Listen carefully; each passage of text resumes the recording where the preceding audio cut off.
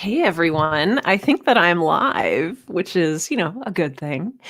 Welcome to tonight's live stream. I'm going to go ahead and make sure that all of the different channels have access that need access to this. So I will just be one moment, please, while I share this. As I do this, I hope that everyone is enjoying a very beautiful day. I think I am. I don't know if I'm maybe getting a little bit of a cold or what have you. Um, there we go. Okay. I'm going to share this. Yes. Perfect, perfect, perfect. If you're here, go ahead and let everyone know in the comments. And let's see, I need to share this to our group. Okay. Perfect. Perfect, perfect, perfect. Okay. Hello, Tim. Hello, Kevin. Hello, Nicole. I'm so happy that you're all here with us tonight. I think that everything should be working. It should be a go on YouTube. It should be a go everywhere. So yeah, tonight, I have a very good cup of coffee here. Brewed by my loving husband. Hello, Lisa. It's wonderful to see you. I also have my cat, Midori, who likes to share my chair with me. So she doesn't sit on my lap. She sits behind me like a little lumbar pillow. But I have to be very careful not to smash her because she's very small. But if you hear meowing, that's her. So welcome, Joshua. I'm glad you're here. I'm going to do some hydrating. All right. Good. We have people rolling in. So excited to see everyone. I mentioned this. Oh my gosh, Carmela's here. Hi. I'm so happy you're able to make it.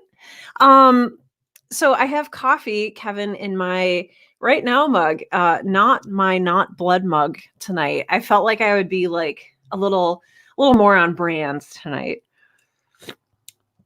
So it's just black coffee. Black is the night. I don't know if you can see. Yeah, you can kind of see into my cup. Yeah. I like my coffee like I like my podcasts. Dark? I don't know if that works, but anyway, the coffee is delicious. So like I said, I may be fighting off a little bit of a cold. So I told myself that I would go from 7 to 7:30 tonight. So I'm in Central Time Zone. So I'm just going to go for 30 minutes and like see how I feel. And if I need to, I'll run away. And if not, if we're having a good time here, then I'll hang out a little bit more. So, oh, Robert's here. Hello, Robert. So I'm noticing like a menacing light. I don't know if you can see it. I have my curtain open over here.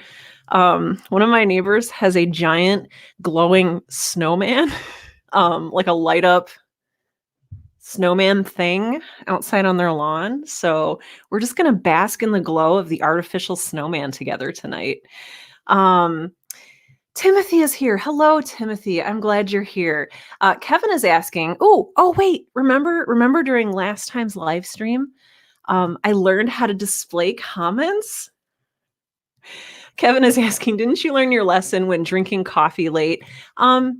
Yes. I mean, like, okay, there's a difference between, and this ties in with tonight's theme, there's a difference between learning a lesson and going through an experience and not learning from it.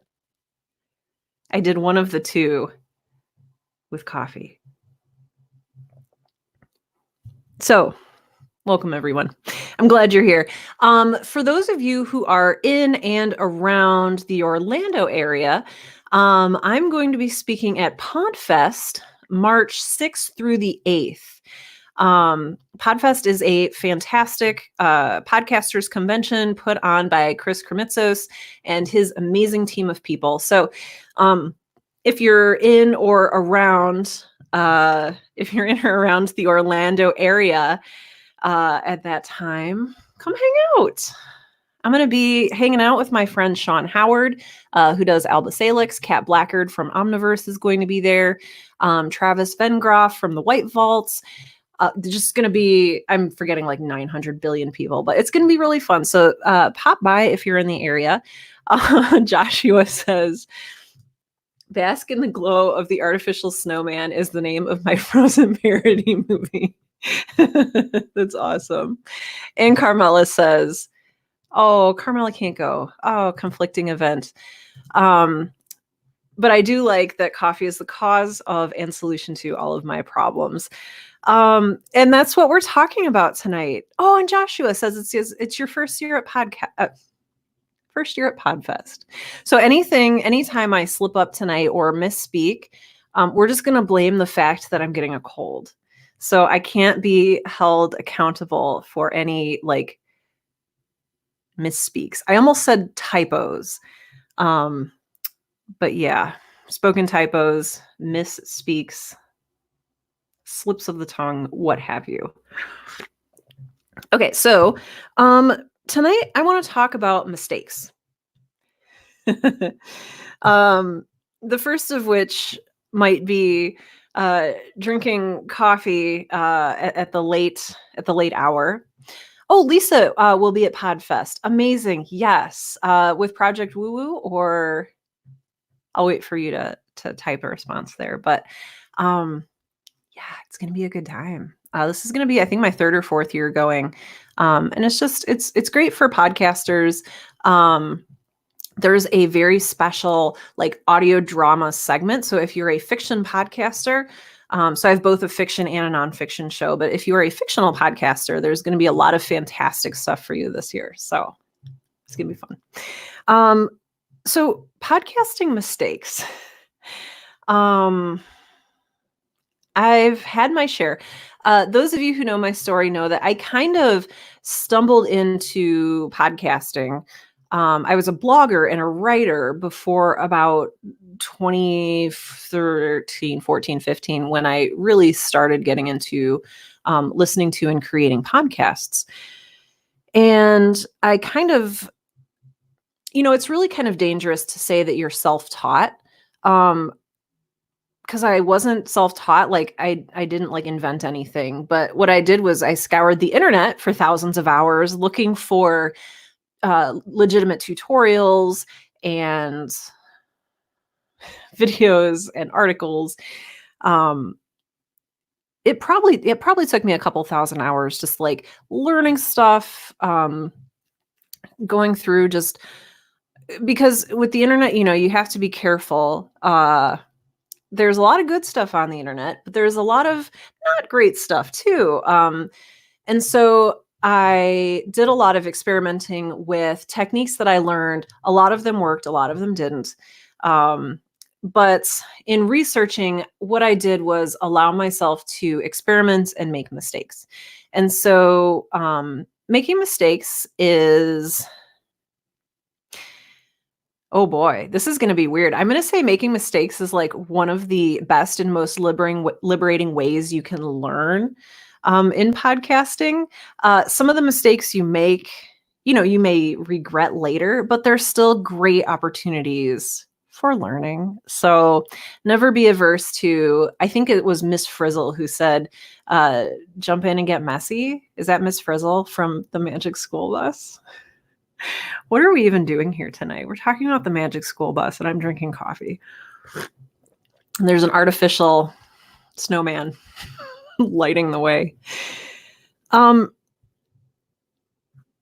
made a lot of mistakes when I first started out podcasting, and I'm going to talk about a few of the mistakes I made, and I would love to hear from you as well.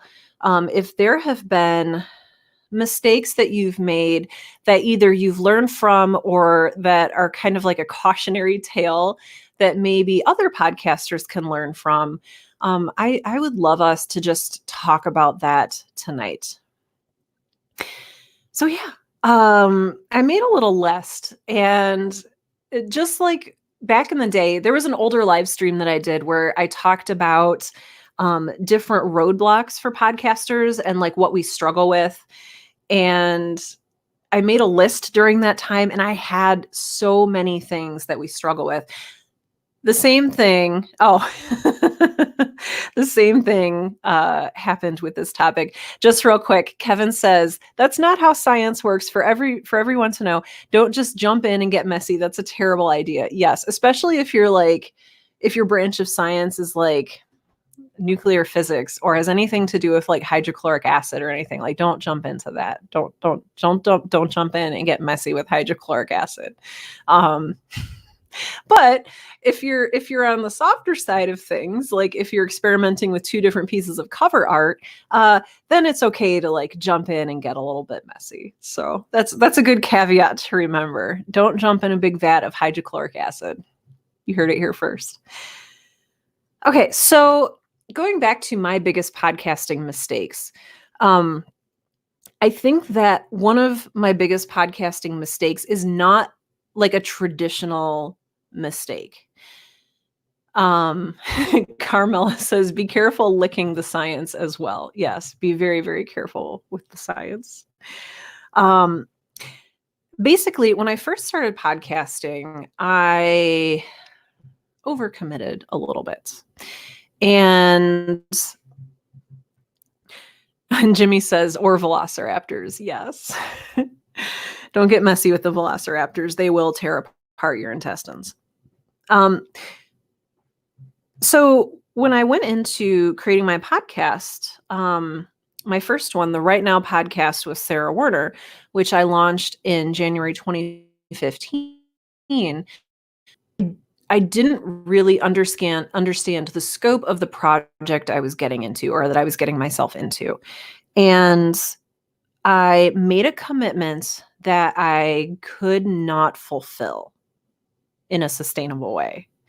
I said, hey, everyone, this is going to be a weekly show and it's going to be 30 minutes. And my life was not in a place where I was ready to support that kind of commitment. And the expectations that I set with my audience did not line up with the regularity, the consistency of the show that I was able to deliver. And we've talked about this a little bit before in previous live streams, but be very careful with what you're promising your audience and with what expectations you're setting with your audience. It's just, I've talked before about essentially we're entering into an unsigned social contract with our listeners, and we're setting metrics by which they can learn to grow and like and come to trust us. And betraying that trust is the opposite of that. So this happened again. Another mistake in overcommitting was with Girl in Space, which you may know came out in September 2017. And it was going to be bi-weekly. So that meant it was going to, because bi-weekly is very confusing because it can either mean every other week, or it can mean twice a week. Just like bi-monthly can mean every other month or twice a month. So English language, it's fun. Initially, when I launched Girl in Space, I said it was going to be a bi-weekly show because that was the schedule that I saw other shows like The Black Tapes and Tanis and all of these other audio dramas that were kind of in the spotlight at the time. They were all releasing bi-weekly. And I was like, okay, I'll do that too. What I didn't know at the time was they weren't writing and casting and editing and producing the show while they were releasing it. Like, it was already in the can. Like, it was already done, and they were just releasing it. They weren't creating it on a bi-weekly schedule. They were releasing it on a bi-weekly schedule. And so if you go back, and it's all documented now, like if you go back through iTunes or Apple Podcasts or whatever app you use to listen to podcasts, you can look at the release schedule of Girl in Space and just witness this massive mistake that I made in overcommitting to something that I couldn't deliver on. And in doing that, I disappointed my audience. I lost a lot of audience trust. And it just made me feel bad. Last week in our live stream, we talked about sort of running from the avalanche of podcast creation and trying to keep up with the expectations that you set with your listeners. And this is a prime example of that. Emily says, thank you for this. I did the same thing recently. Yes. And Stacy says, we need to steal fortnightly from other places that use English. Yes, we do. It's a fortnightly podcast. And it makes me feel fancy to say that. And who doesn't like to feel fancy? And yeah, Kevin says, sort of like TV and their production schedules, often things are made years in advance. Right. So what I learned, what I actually learned, unlike the coffee drinking lesson, because I'm drinking coffee and it's like 7 p.m., what I learned from this was when you're starting a show, or when you're thinking about starting a show, or when you are starting to think about retooling your existing show, focus not only on the strategy behind releasing it and the creation of quality content, but also ask yourself, how sustainable is this show going to be within my life, within my schedule, within all of these other things that I've committed to? And there's a balance here. And we're going to talk about this in just a few minutes when I talk about another one of the mistakes that I made. But there's a difference between like getting your podcast out there as soon as possible, which I think has value to it, but also realizing if you're not in a good place to start a new podcast right now, it's okay to pause, look at your schedule and say, okay, maybe I shouldn't release it this month, but in 2 months, I'm going to be done volunteering on this board and that's going to free up some time, or, my kids are going back to school, or, what have you. Look for a place in your life and your schedule where your podcast can become a sustainable part of your life and your schedule, and not maybe necessarily something that is an added nightmare.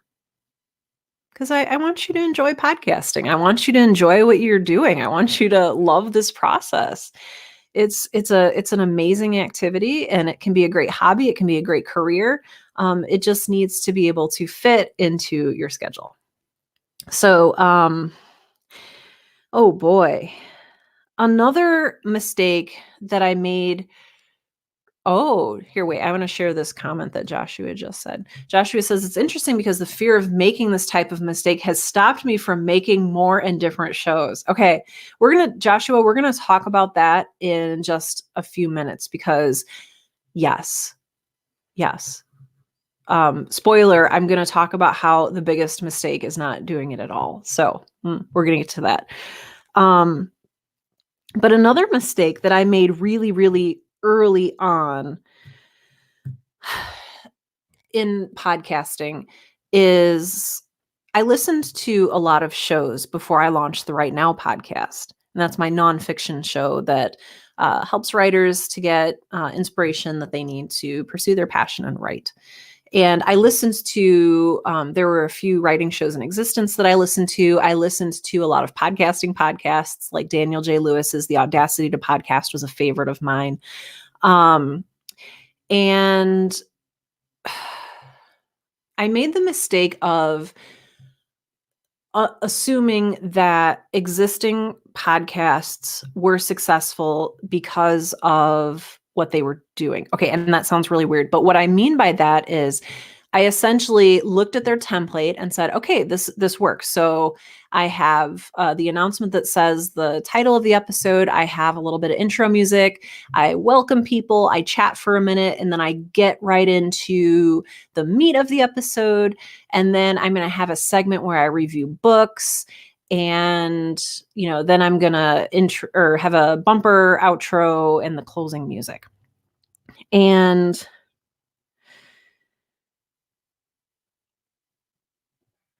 for me, I did that for years. And the mistake there was not following what I wanted to do with a podcast. Like, I felt that there was a should kind of template. I felt like there was a way that it should be done. And I followed that instead of, I don't know, understanding that I had my own power and agency to make the kind of show that I wanted to make. So putting this in another way, I thought I had to be a people pleaser. I thought that, oh, I need more than one segment or my audience will get bored. And I feel like that's not as big of a thing today, now that there's just so many more podcasts out there. And I think people understand that it's not like TV where you need, 8 minutes and then a commercial break and then 8 minutes and then commercial break and then 8 minutes and then whatever. Um, uh, so Tim says, it sounds like most of these mistakes are variations on assuming what other more successful people are doing or that they're even doing it right at all. Absolutely, Tim. This is something that I talk about in my podcasting course, Podcast Now. It's, we often assume that everybody else is doing it right and often doing it better than we are. And that's not necessarily true. There's so many factors that go into a successful podcast. It's not just about the format. And I didn't understand that at the time.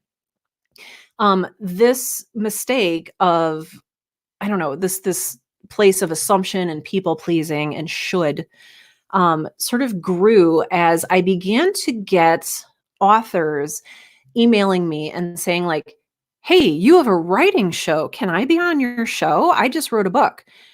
And I wasn't true enough to myself and my own format to say no. Like, I was like, oh my gosh, legitimate authors are emailing me and asking me, or their reps are emailing me and asking me if they can be on my show.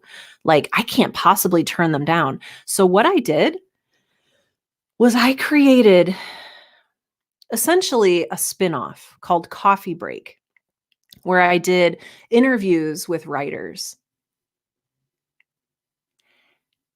And I hate to say this because part of me liked it because I got to talk to interesting people and ask them interesting questions.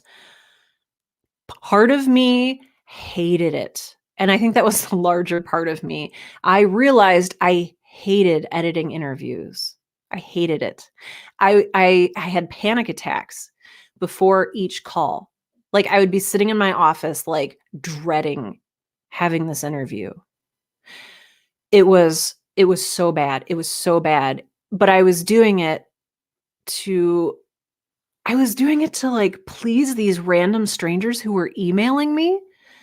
My audience didn't ask for author interviews. I never wanted to do author interviews. And yet I completely revolutionized my show to please these people. So my second mistake is not understanding that I was in control of my own show and assuming that everybody else knew more or better than I did. Part of what makes podcasting magical and, to use the appropriate buzzwords, authentic and engaging is the host. And the fact that the host is doing exactly what they want to be doing. You're not here to please people. At the end of the day, you are here to create something, to insert your mission statement here. I should do an episode about creating your podcast mission statement. That'd be pretty cool. Oh, sorry. For those of you who have joined recently, my cat Midori I'm sitting on the very, very edge of my office chair because Midori is taking up most of it. And she's just very happy there. So so anyway, if you hear squeaking, it's my cat Midori. So yeah, So that was not great, but I learned a lot from it. I learned that I don't need to please other people to have a successful show. And in fact, later when I polled my listeners, they preferred the monologue show I had been doing before. They didn't want or need these author interviews. They learned from them, and I think maybe some people enjoyed them, but it wasn't why people were listening to my show. Joshua says, when I started my D&D show, there was a lot of perceived pressure to make it just like Critical Role or the Adventure Zone. I know. Yeah, absolutely. And come to find out, no, that was all in my head. We make so many assumptions about what people want. And boy, and it might be a mistake that so like some of these things I can tell you, but like some of these mistakes, I think we actually need to make for ourselves. If somebody would have told me, like, Sarah, be true to what you want in your podcast, it's very after school special. It's very like generic advice. And I needed to go through the experience of having panic attacks and doing interviews that I hated and spending hours and hours and hours editing like weird bad phone connections and like trying to patch things together. And I needed to very, very slowly realize that that was not a right fit for me. So, I have a little list here of mistakes that I'm checking off one by one as I talk about them. We might not get to all these tonight because there's a lot. But if any of these resonate with you, if you have your own experiences, with making huge mistakes in podcasting, let me know. Oh, Tim says, it's almost like the best shows are the ones the creator actually likes doing. Boom. Yes. Yes. Yeah. I think it's Stephen King in his book On Writing, which is somewhere over here on my shelf. I mean, obviously you're not gonna be able to pick it out from there. But he says, some of the best, and this is me butchering his quote, so please do not like quote me as perfectly quoting Stephen King, but he says, some of the best books out there are the ones that the author had fun writing, because when the author is having fun, the audience is most likely having fun too. And so that is so important to remember. I had a comment here from Jordan. And Jordan asked, how would you approach monetization if you started again? Would you say screw it and do it for the love, or look at certain revenue models? Again, this is something that I experimented with and made a lot of mistakes with. Initially with the Right Now podcast, what I was doing was I went through a company called The Printful, which I don't know if they exist anymore or not. But I ordered a ton of merchandise. Okay, not a ton. I wasn't spending like thousands of dollars on merch for my little brand new podcast, but like I was spending money. This was one of the things I think that I got from them. And I still love it. But they were a small screen printing company, and I thought that I was going to make my money off of merch. And obviously I didn't. Well, maybe not obviously, but monetization strategies. And again, I think this is I could talk for hours on this topic in and of itself. Understanding what works not only for you, but for your audience when it comes to monetization, because any monetization strategy has more than one party involved. It's not an echo chamber.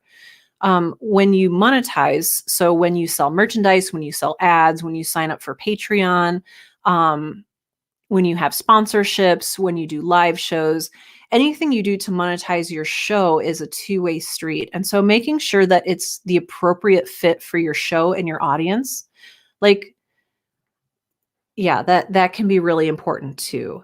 I feel like I'm not going to be able to adequately answer your question, but I can tell you in the context of today's talk that making the mistake of not doing more research into what sort of monetization would work for my show was a big mistake that I started out with. Soon after that, I signed up for Patreon, and I've been using that as well. But Honestly, it depends on what your goals are for your show. If you're launching your show like specifically to make an income, you're going to want to have a variety of revenue streams. So you're going to want to sell merch, yes, but you're also going to want to maybe do live shows, and you're going to want to have a Patreon account so that people can donate. And you're probably going to want PayPal or Ko-fi or Coffee or however it's pronounced, the KO-FI, for people who aren't comfortable using Patreon, because there's a lot of them. You're going to want to consider, if you have a nonfiction podcast, if there is a service that you sell, if there is a product that you sell, perhaps your show is essentially a commercial that promotes what you're selling. And that's how it's like secondhand monetization. I don't know if that's a real phrase. I just made that up. But yeah, I have a few comments coming in. Stacy says, I've been surprised by the lack of interest in t-shirts and such. Clearly our audience is more highbrow than I am in the fashion department. And I think too, with relying just on merch, I think once it's like a one-time transaction. Like somebody's not going to fill their wardrobe with like 9 t-shirts of your show.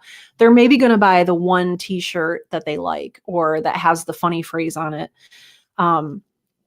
So yeah, I would advise not relying on just one revenue stream.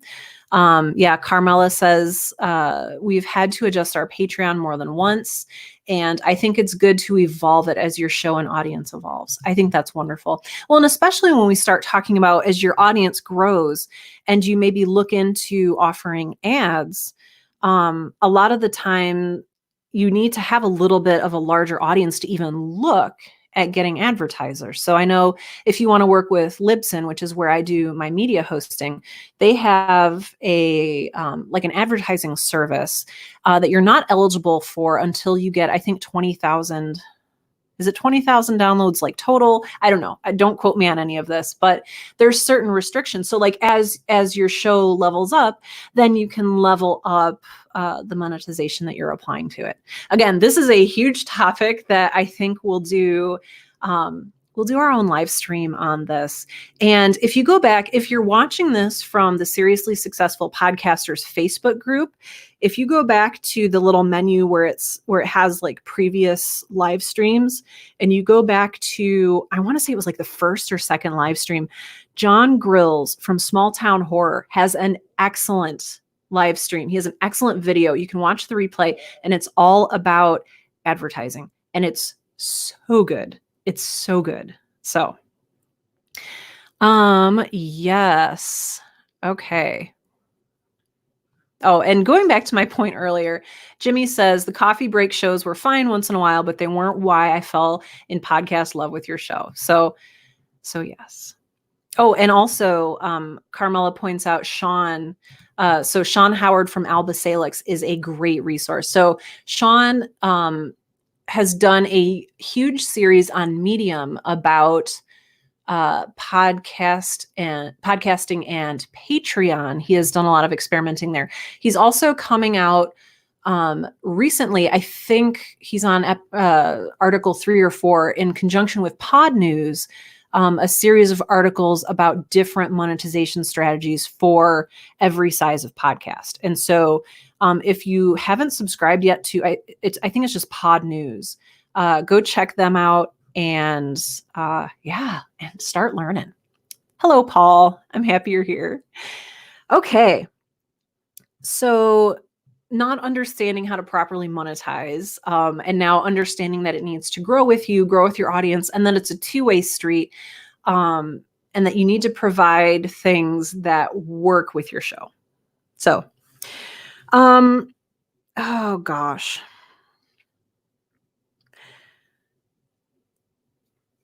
Here's one. And this, no, Paul, I have coffee. So Paul said no coffee this time. No, I've got coffee. It's just hiding. It was just hiding below the camera. One of the other podcasting mistakes I made was assuming that I needed a ton of really expensive technical equipment. And I made this really, really early on. Back in, okay, so I want to say it was back in 2013 that I first started thinking about doing a podcast. And earlier in this live stream, I mentioned I didn't launch Right Now until January 2015. So that's like a year and a half, 2 years. What was I doing during that year and a half, 2 years? I was freaking out because I didn't know how to use a mixer. That's it. Back in early 2013, as I was doing my thousands of hours of podcasting research, all of the tutorials I was watching were like, yep, you're going to need an XLR microphone, and you're going to need a mixer, and you're going to need to learn how to do this and this and this. And it was horrifying and overwhelming. And I didn't start my show because of that. And all I can think about is, what if I had started the Right Now podcast, a year and a half or 2 years before I did? I would have been able to quit my job earlier. I would have gotten more speaking gigs earlier. I would be ahead of myself. I just feel like it set up a lot. I don't want to say a lot of regrets, but it kind of did set up a lot of regrets. Like, I regret not starting earlier. I regret living for like a year and a half in fear. And then, as Carmela points out, thank the universe for USB mics. That's when I realized that the blue snowball existed. And it was actually, no, I borrowed it. I was going to say it's like $50, but no, I didn't even, because I didn't have a budget at the time. So I borrowed a blue snowball microphone. Today I still use, I'm going to hold it up here and hope that it doesn't distort the audio too much. Today I am still using a USB microphone, and I would actually like unplug it and like show you the USB port, but it circumvents the need for a mixer. And I didn't know about that until 2015, apparently. So I know we were talking a little bit earlier, and I don't remember if it was Joshua or Paul or someone else who said, I'm putting off starting. So there is a balance there. There's a balance between being ready for your show and strategically deciding when is a good time to add it into your life and your schedule, and putting it off forever and never starting it. So there's a really fine balance there. But my mistake here was definitely letting my fear drive the decision to start.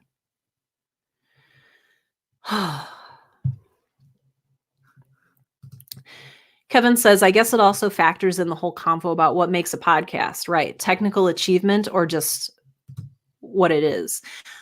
Yeah. And a lot of, I don't know if you're talking about creating the RSS feed, or if that, being a technical definition of what a podcast is. But yeah, there's a lot of learning to go through. And again, just like the format, when I was talking about that earlier, not everything that everybody tells you is true. You don't maybe necessarily need an XLR mic, or there's workarounds. And so I think what I'm saying is, don't let fear stop you.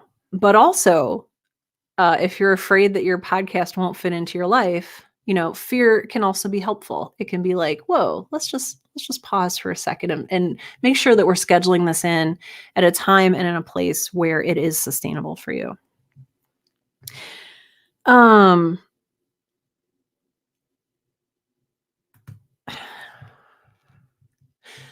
I see another mistake I see a lot of new podcasts making, and honestly, this goes back to what you were saying earlier about D&D podcasts, is thinking you need to be like everyone else and not necessarily understanding your UVP.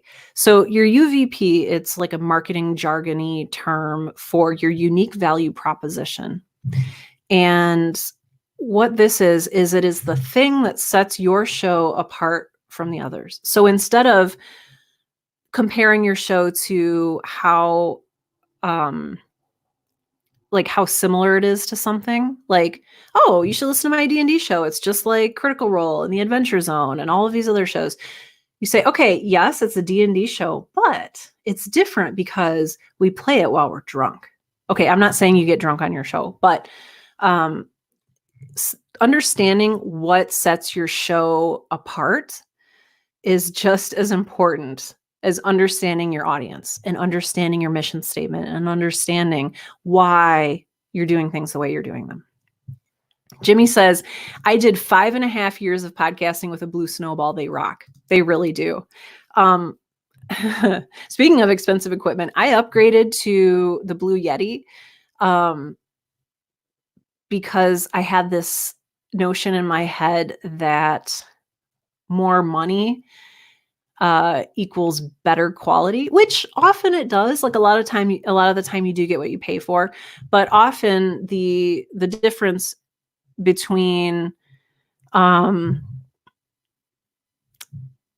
what your audience discerns, like there's diminishing returns. So it's like the difference between a $14 bottle of wine and a $15 bottle of wine. It's like, is it really that different? Can we really tell? Or even like a $200 bottle of wine. If you're like me and you don't have a great palate, like, yeah, $200 bottle of wine might be nice, but I really can't tell if it's any better. So experienced audiophiles will be like, oh my gosh, I can definitely tell the difference in what microphone you're using. The general public who's listening in their like 5-year-old earbuds on the commuter train, they might not hear the difference in quality. So Tim says, Tim would listen to a drunk D&D show. Oh, Sarah says, I actually bought a used mic. It's almost new, yet it cost me half the price. Yeah, it'll do for now. Perfect. Yeah, absolutely. Oh, I still have so many mistakes to get through here. Let's see. Oh, so we were talking about not understanding your UVP. So just being able to articulate what makes your show different from all the other shows, because often the difference is the selling point. Like, okay, yeah, it's a true crime show, but we record it while we're drunk. I don't know why I keep going like to drunk for this. Like, it's just to say like, oh, this is our differentiator. Or yes, we talk about true crime, but we do it in a different way, or we do it, I don't know, from the top of a building. I don't know. I'm going to stick with the drunk thing. So Jimmy says Hollywood writers pitch their shows quite often with a comparison, a comp, and a difference. Correct. So when I was first talking about creating Girl in Space, I made what did I make? What was I calling it? I think I was just calling it a creative brief because I was still immersed in the marketing world.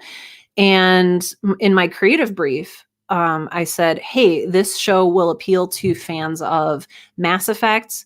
It'll appeal to fans of Firefly and Star Trek. And I think I had a few other things that it was similar to, maybe like Buffy the Vampire Slayer. But it's different because it focuses on a young female's perspective in space. B, she doesn't necessarily want to be rescued, unlike most stories.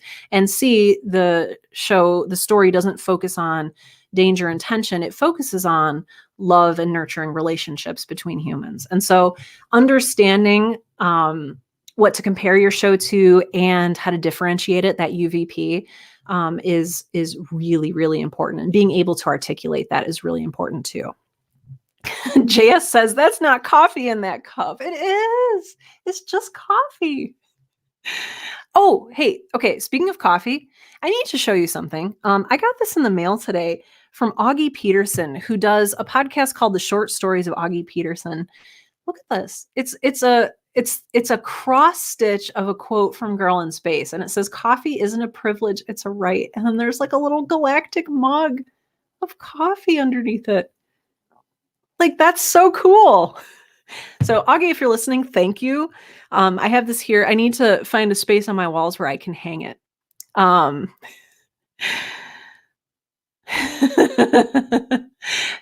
So Jimmy says, for that example, it's Die Hard, but in a zoo, and John McClane is a wallaby. I would watch / listen to that, but I also love wallabies. So,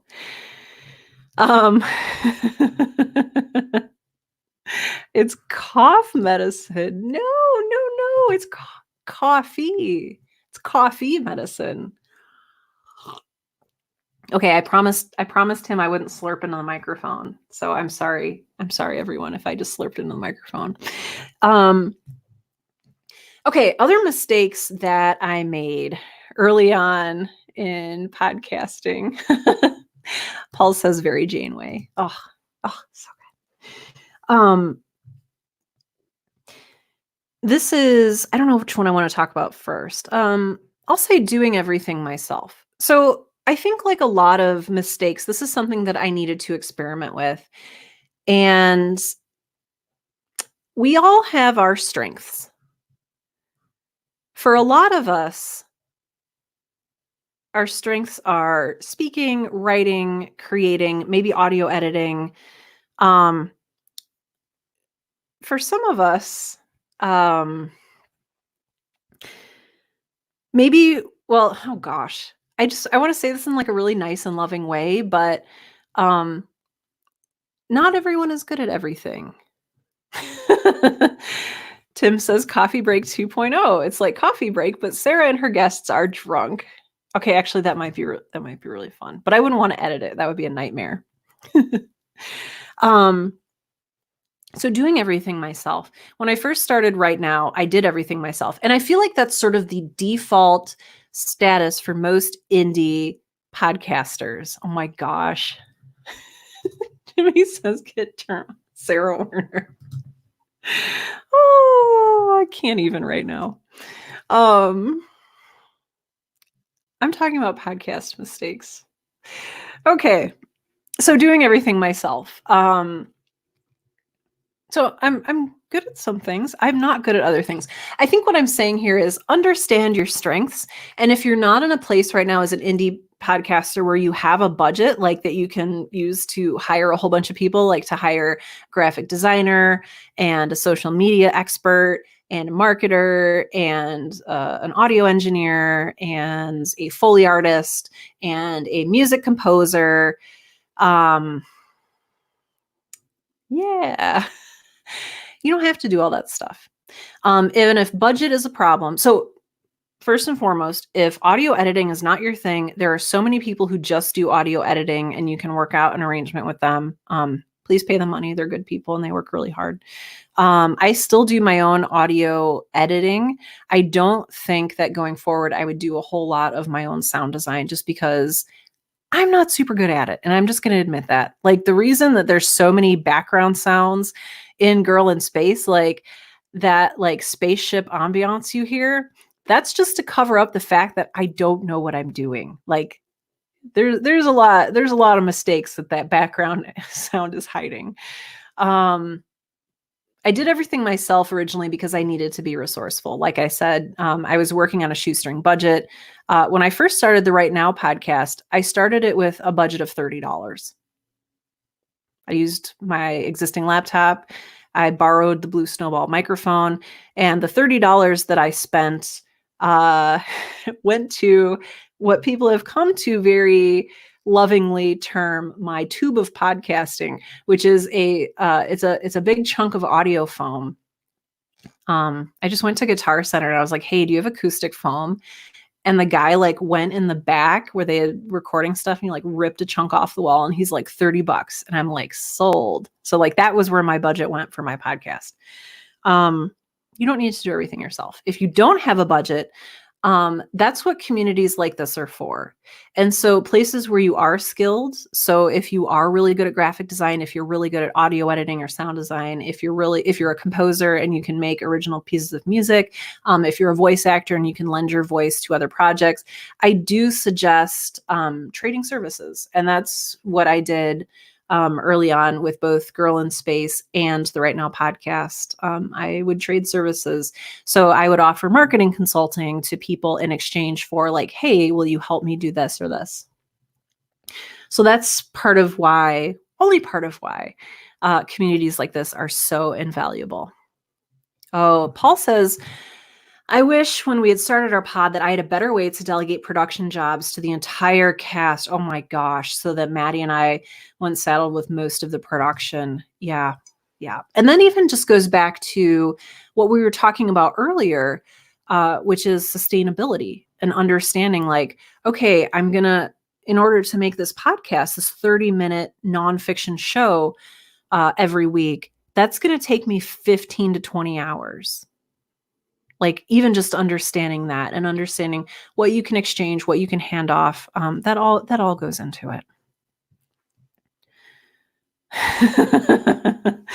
Okay, I'm gonna put this up while I look at my next question, and you can read Jimmy's wonderful comment here. He says the show is like comedians in cars getting coffee, except instead of comedians, it's writers. Instead of cars, it's Skype, and instead of coffee, it's lots and lots of alcohol. So those of you who want to be on my new show. What's my new show called? I don't know. I'll have to think about it. But we'll drink a lot of alcohol and talk about writing. I don't know. That sounds kind of fun. It probably exists somewhere. Okay, I have some things on here that are a little bit more technical. Some of these I don't even think you can do anymore. So some of these mistakes are not even mistakes you can make. So like hosting my RSS feed on FeedBurner and then having FeedBurner like go away. That was a mistake. But I don't think FeedBurner even really exists anymore. Let's see. This is a small thing. But Carmela says write drunk. And then the spinoff is edit sober. Oh my gosh. I kind of love that. Carmela, you should make that show.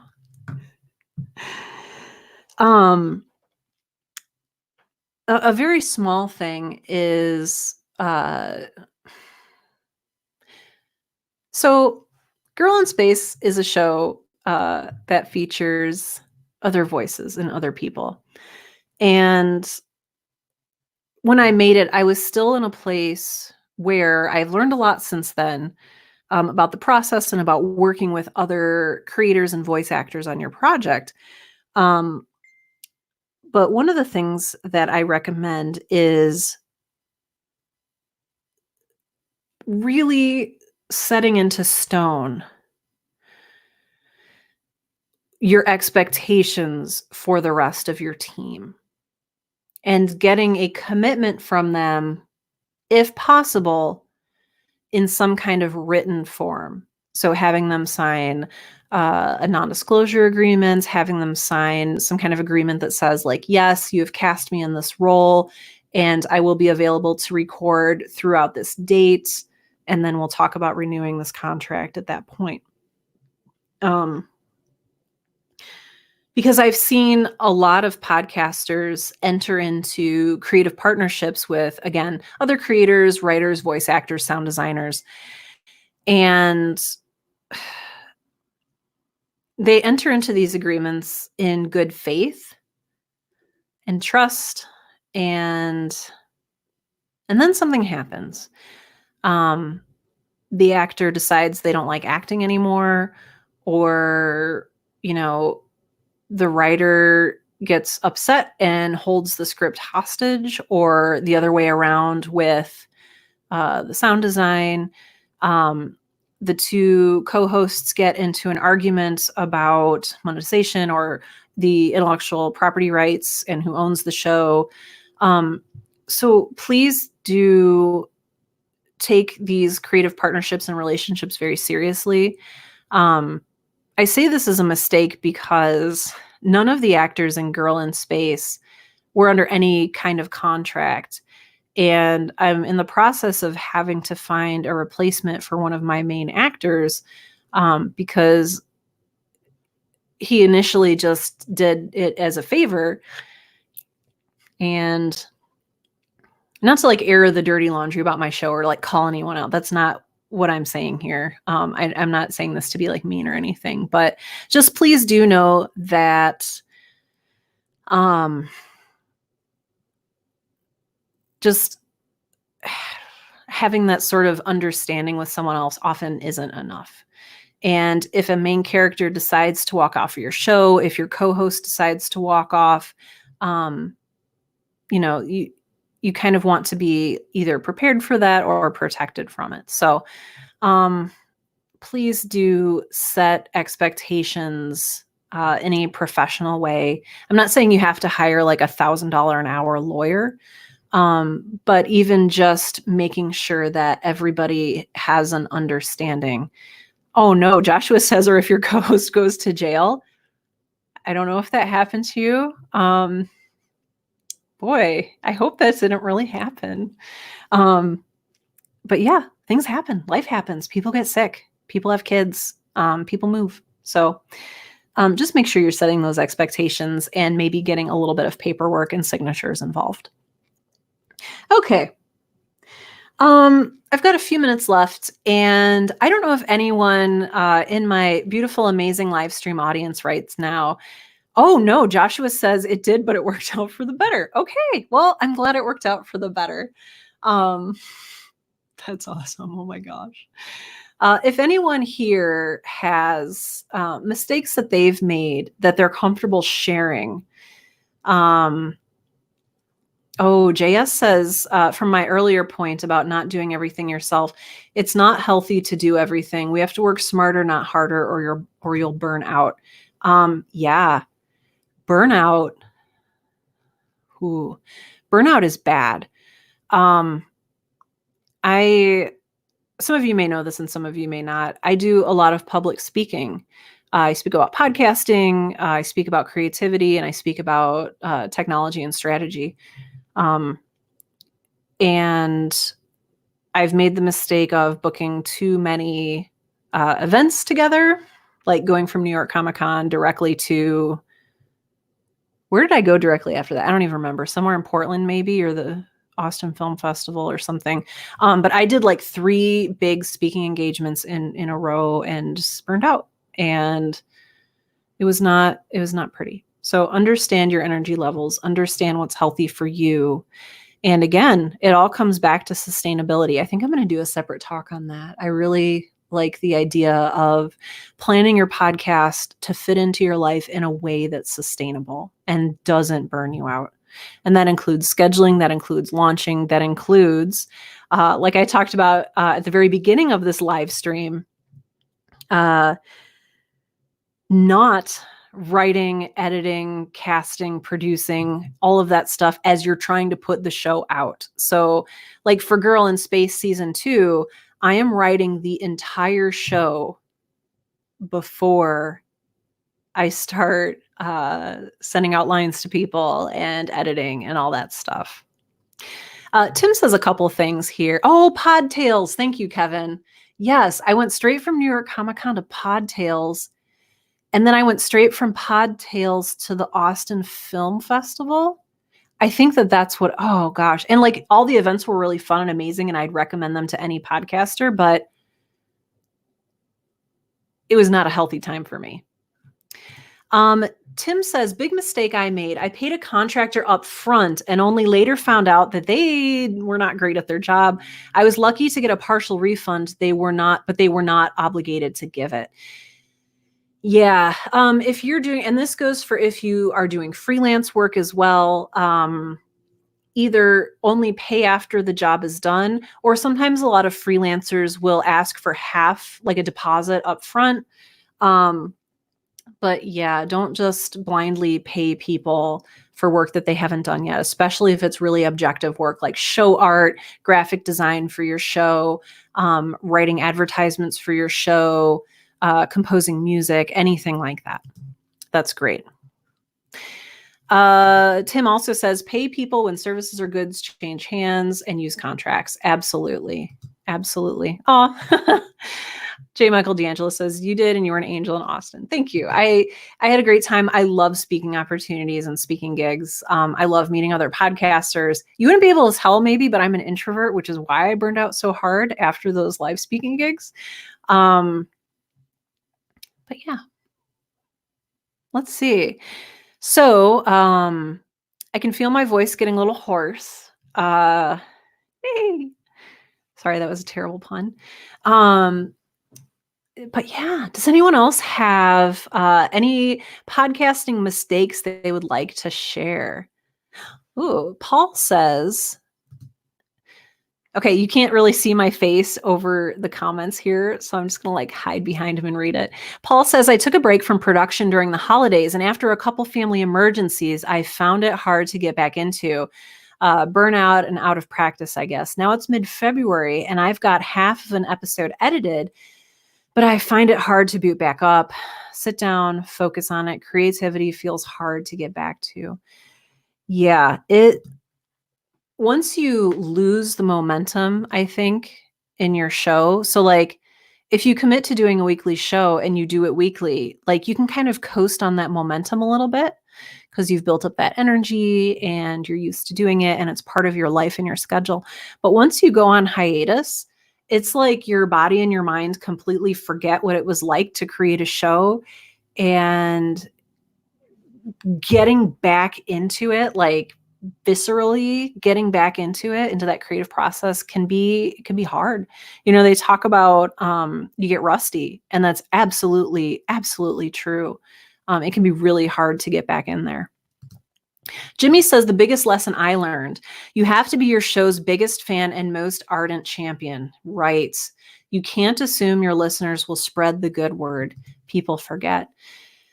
That was, you know what? That was something for me that wasn't a mistake when I started the Right Now podcast. So I told you a little bit earlier, I went through the Printful and I ordered like all this Right Now merch when I first launched my show in 2015. And I got so freaking excited about my show. I ordered all this merch and I was like giving it away. And like everybody I knew had, and the people that I visit still have my Right Now magnets on their fridge. Do I have some right here? Oh, sorry, Midori. Oh yeah, I have one like right here. So I have like these Right Now magnets that like all of my coworkers had. If you love your show and you get excited about your show, and you're willing to be an advocate for it, people kind of love that. There's a fine line between doing that and being like a used car salesman about your show, and being like dropping in unasked into conversations like, I have a podcast. Did you listen to it? Like nobody wants that. But like, if you're like, oh my gosh, you guys, I'm working on this new project and it's so exciting. People like that energy. And so if you're genuinely excited about your show, like Jimmy said, you can be a great advocate and marketing person for yourself. Joshua says, a big mistake I made was not vetting my co-host. Oh no, on one of my old shows. Oh no, I found out he wasn't a great person and had to scrap a whole show because of that mistake. Oh my gosh. Joshua, I'm so sorry that happened. Oh my gosh. And even if it's somebody you do vet, people change. People reveal sides to them that you didn't know about. That it can be so hard working with somebody. Boy, I'm so sorry you had to scrap your whole show because of that. Oh, wow. Pete says, biggest mistake, procrastinating on backing up the audio files. Oh no. Oh my gosh. Always back up your files. Oh, that reminds me. Okay, speaking of podcasting mistakes, and then I'm going to go after this, but oh no. When you're in your digital audio workstation, your DAW, so whether you use Audacity or Reaper or what have you, Audition, oh my gosh, please make sure that your microphone is on when you're recording, that your microphone is plugged in while you're recording, and that you have the correct microphone input selected. Oh, because I've done that. Getting to the end of an episode and realizing it did not record, especially if you like went all out for the episode and it was really good. Like that's such a bad feeling. Oh, that's such a bad feeling. And having to redo it and knowing that it's not as good as the original one. Oh. Pete says, I'm breaking my vow of silence about that to help the masses. Thank you, Pete. It is very much appreciated. Oh, yeah. Carmela says we had a guest a few shows that we actually had to take the episodes down because of who this guy turned out to be, and it shocked us all. Yeah.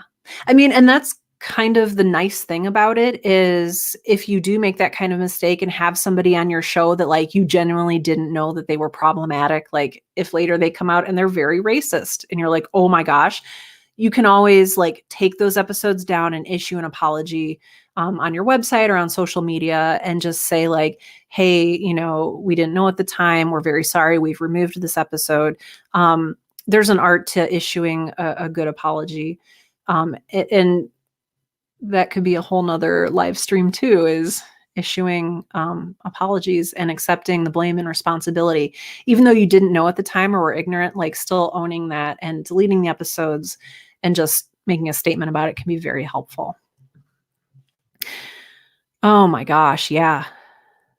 I haven't had to take down any of my coffee break episodes yet. Yeah. Gosh, I hope nobody I've interviewed does anything bad ever. That's a safe bet, right?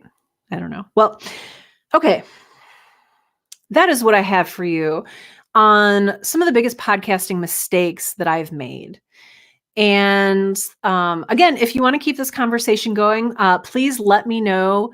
Let the community know about your biggest podcasting mistakes if you're willing to share them.